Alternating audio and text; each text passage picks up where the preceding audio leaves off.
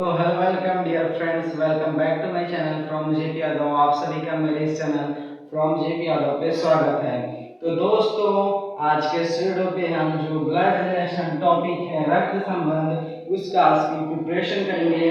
तो दोस्तों, आप सभी का मेरे चैनल पे एक बार फिर से हार्दिक स्वागत है। नेशनल मिस कम मेरिट परीक्षा की तैयारी करने के लिए आप सभी मेरे इस चैनल को सब्सक्राइब कर बेल आइकन की नोटिफिकेशन को ऑन कर लेना, ताकि आपको ऐसी जुड़ी अपडेट सबसे पहले मिलती रहे। तो दोस्तों, मैंने जो है कि प्रीवियस वीडियो में ब्लड रिलेशन जो टॉपिक है, उस टॉपिक में हम जो ब्लड रिलेशन के क्वेश्चन को सॉल्व करने के लिए जो बेसिक चीज है, उस चीज का वीडियो मैंने जो है कि प्रीवियस वीडियो में डाल रखा है। एंड 2 से 3 क्वेश्चन हमने प्रीवियस वीडियो में भी सॉल्व किया है। तो आज के इस वीडियो में हम 2 से 3 क्वेश्चन सॉल्व करेंगे, और उसको किस तरीके से करेंगे, पूरी प्रिपरेशन आज के इस वीडियो पे। ठीक है, तो चलो शुरू करते हैं। बट आगे बढ़ने से पहले मेरा नाम जान लो। मेरा नाम है जयप्रकाश यादव। आप सभी का मेरे इस चैनल फ्रॉम जेपी यादव पे स्वागत है। तो दोस्तों, आप सभी नए आए हो और नेशनल मिस कम मेरिट परीक्षा की तैयारी करनी है आप सभी को, तो आप सभी मेरे इस चैनल को सब्सक्राइब करके बेल आइकन की नोटिफिकेशन को ऑन कर लेना, है ना। तो देखो, आज के इस वीडियो पे हम जो रक्त संबंध है, ब्लड रिलेशन, उसकी सेकंड क्लास है। एंड उसमें हम जो कि क्वेश्चंस जो है कि सॉल्व करेंगे। ठीक है, तो देखिए, हम जो ये जो चैनल है, इस पे एनटीएससी और एनएमएससी की तैयारी कराई जाती है। और ये जो वीडियो है, इस वीडियो को तुम अपने दोस्तों के साथ शेयर जरूर करना, जो नेशनल मिस कम मेरिट परीक्षा की तैयारी कर रहे हैं। ठीक है, ताकि आप ये वीडियो उनके लिए हेल्पफुल हो, क्योंकि ये रीजनिंग का बहुत ही महत्व इंपॉर्टेंट क्वेश्चन है ना। इंपॉर्टेंट जो है कि टॉपिक है, और इस टॉपिक पे हम मतलब जो भी टॉपिक्स मैंने बताए हैं, उन सभी टॉपिक से हर साल 5 से 8 प्रश्न आते ही आते हैं, है ना। तो ये बड़ा ही मतलब महत्वपूर्ण क्लास है। ये आज का क्लास बिल्कुल मिस मत करना। चलो शुरू करते हैं।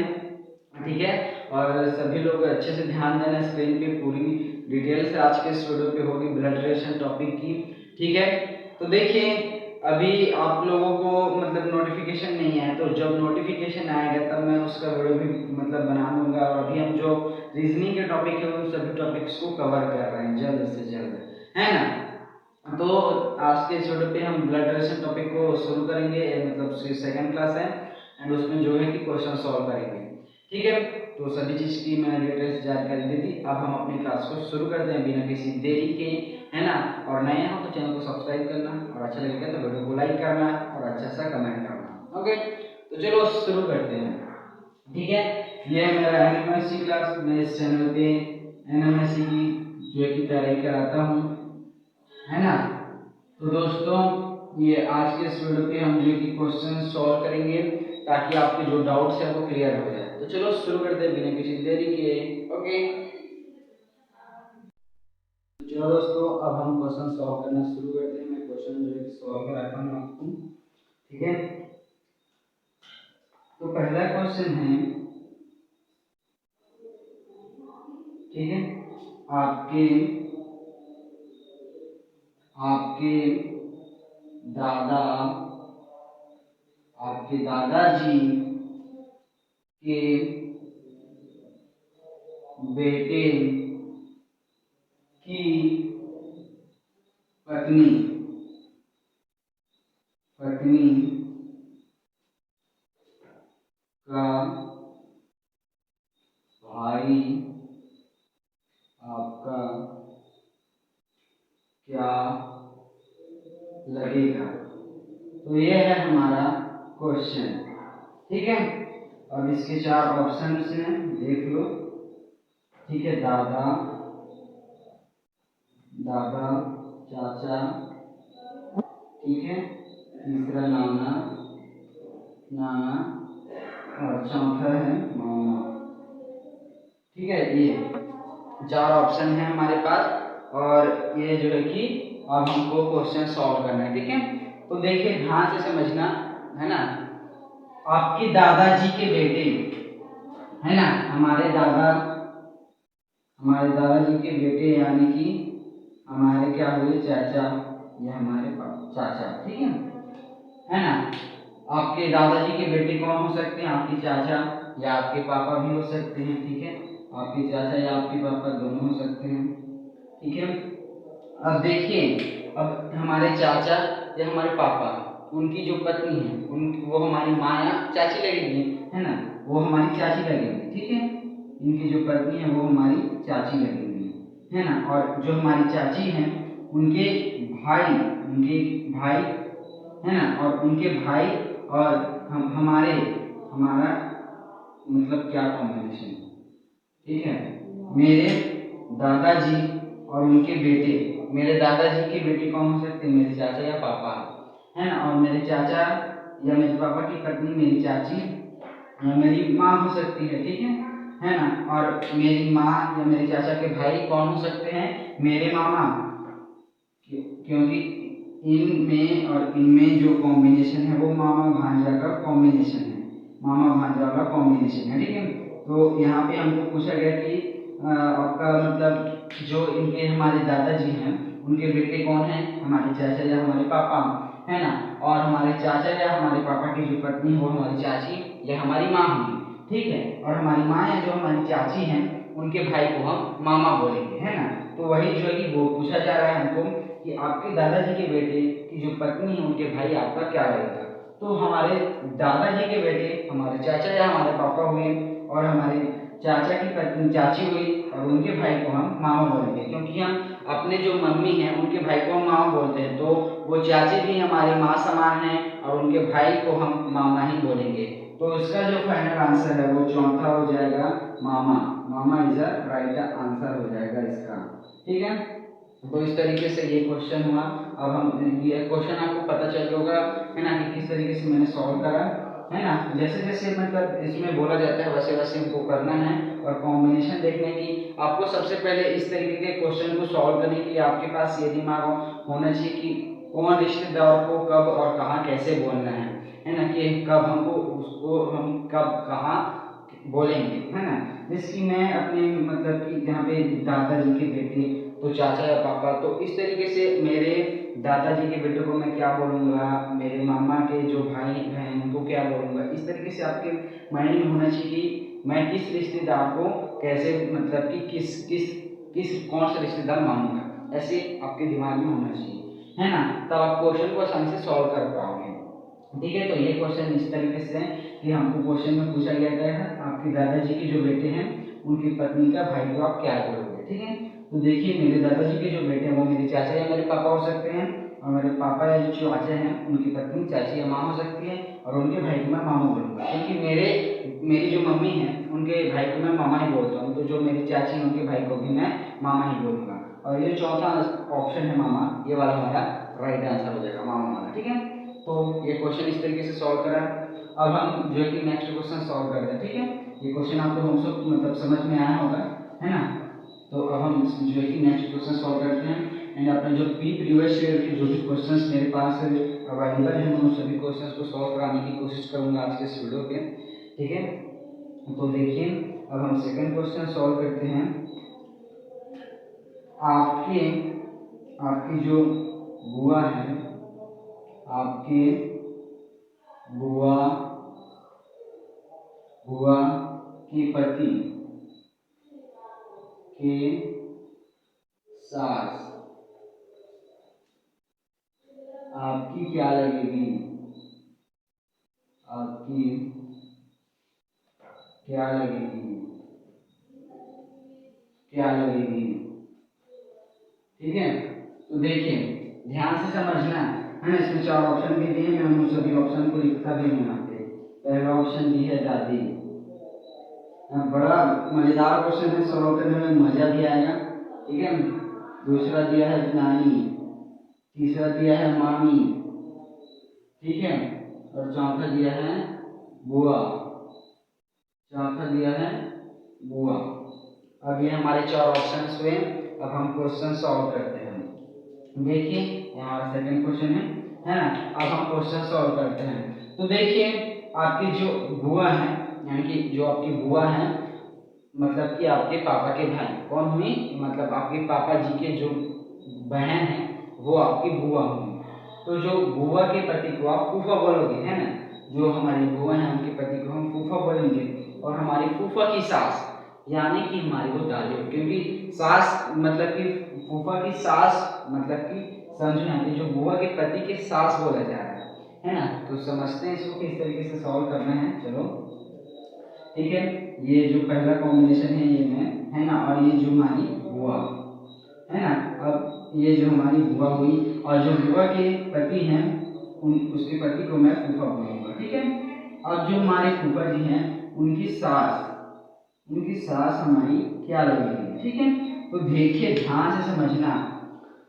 देखो जो देखो लड़की और लड़के का जब विवाह होता है तो जो लड़की है वो लड़के के मम्मी मम्मी पापा को सास ससुर बोलते हैं, मम्मी को सास बोलते हैं और जो उनके पापा हैं उनको ससुर बोलते हैं। लड़के जो लड़की है वो लड़के के माँ को सास बोलते हैं और लड़की के जो ससुर हैं है ना, जो लड़का है ना, जो लड़की है वो लड़की के बाप को ससुर बोलते हैं और उनकी मम्मी को सास बोलते हैं, ठीक है।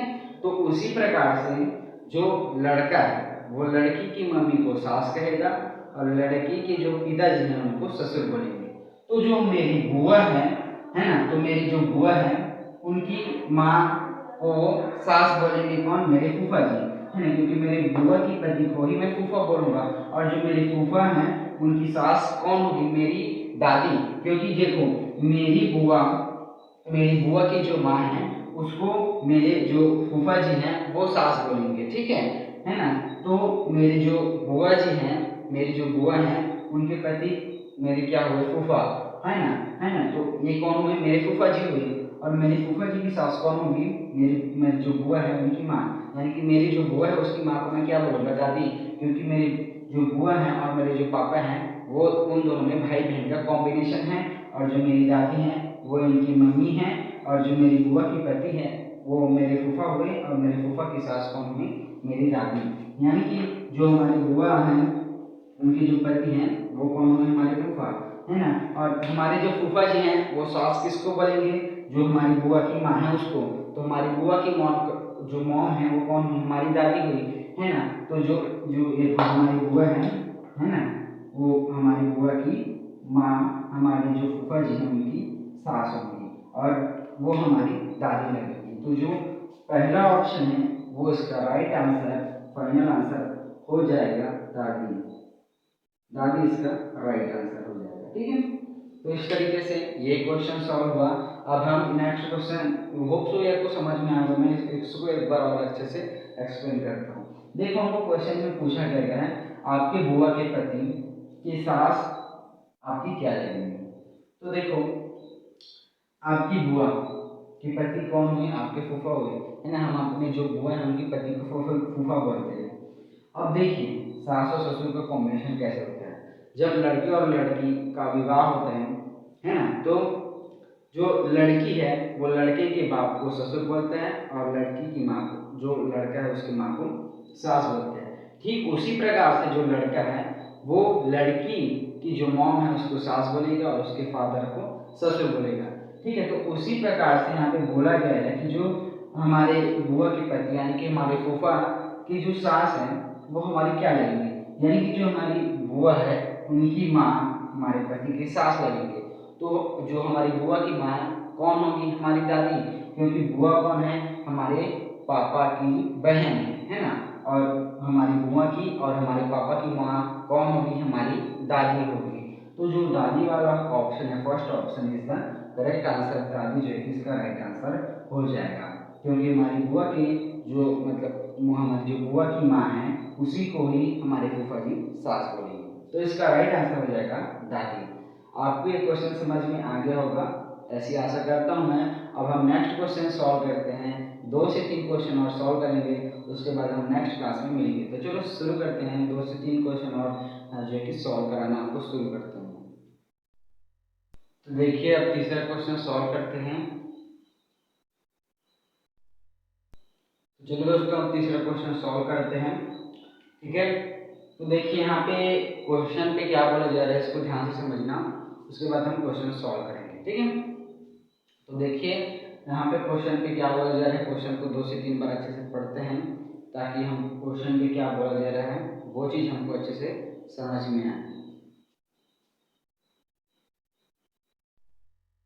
तो देखो क्वेश्चन पे क्या बोला गया है, बी का भाई ए, जो हम यहाँ पे लिखते हैं बी और ए भाई हैं आपस में, बी का भाई ए और सी का भाई बी, यानी कि सी का भाई बी, ठीक है, सी का भाई बी, और जो सी की जो पुत्र है, सी का पुत्र डी, सी का पुत्र डी, ठीक है ना, सी का पुत्र डी। तो हमको डी डी और ए का आपस में क्या कॉम्बिनेशन है ये पूछा जा रहा है। देखो इसको ना इस तरीके से सांकेतिक रूप में लिख के जब सॉल्व करोगे तो बड़ा इजी पड़ता है सॉल्व करने पे। जैसे कि देखो बी का भाई ए, तो हमने बी का भाई ए ऐसे शॉर्ट्स में लिखा, उसके बाद देखो सी का भाई बी, ठीक है, इसको लिखा, उसके बाद सी का पुत्र डी। अब हमको पूछा जा रहा है डी और ए के साथ आपस में क्या रिश्ता है, क्या कॉम्बिनेशन है। तो यहाँ पे हमारे 4 ऑप्शंस हैं और इन 4 ऑप्शंस में के हमारे आंसर है। तो किस तरीके से कैसे हैं सॉल्व करते हैं, चलो देखो ए बी सी भाई है ना, भाई है मतलब देखो बी का भाई ए है ना, मतलब बी का भाई ए है और सी का भाई बी है। तो देखो ध्यान से समझना, सी का पुत्र डी है और हमको डी और ए के मतलब बीच में क्या कॉम्बिनेशन है ये पूछा जा रहा है। तो ध्यान से समझना, ए बी सी ये तीनों क्या हैं, ये तीनों भाई हैं, ये तीनों भाई हैं, ठीक है, ये तीनों भाई हैं, है ना। ये हमको पता चला कि देखो बी का भाई ए और सी का भाई बी, मतलब कि ए बी सी ये तीनों जो कि भाई हो गए, है ना, ए बी सी तीनों भाई हो गए और सी का पुत्र डी, यानी कि जो सी है उसका पुत्र डी है। तो ध्यान से समझना यहाँ पे डी और ए का आपस में क्या कॉम्बिनेशन है।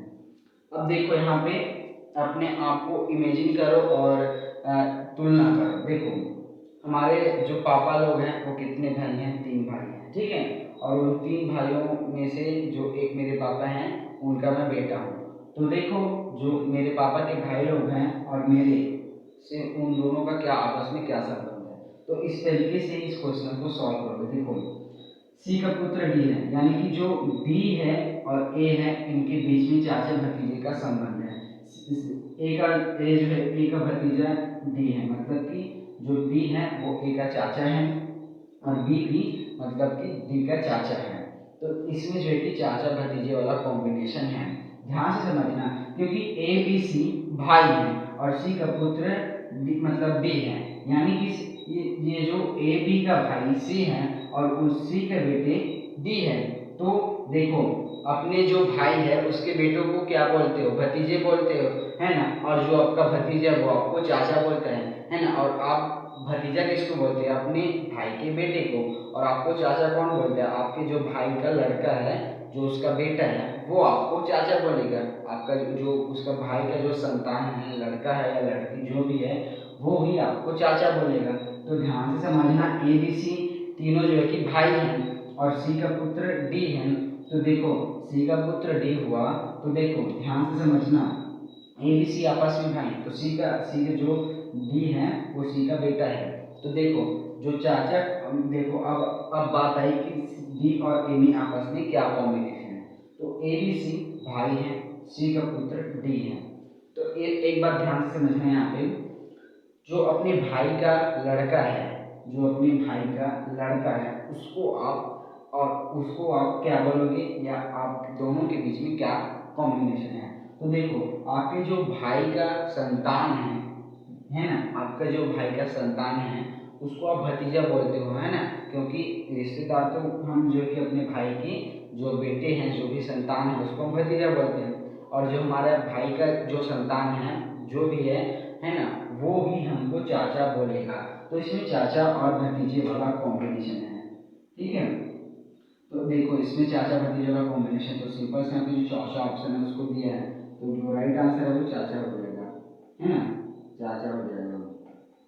अब यहाँ पे एग्जैक्ट देखो डी ए के साथ क्या रिश्ता है, मतलब डी का ए के साथ क्या रिश्ता है, तो डी का ए के साथ चाचा वाला जो है कि रिश्ता है, क्योंकि ए बी सी भाई हुए और सी का संतान है डी।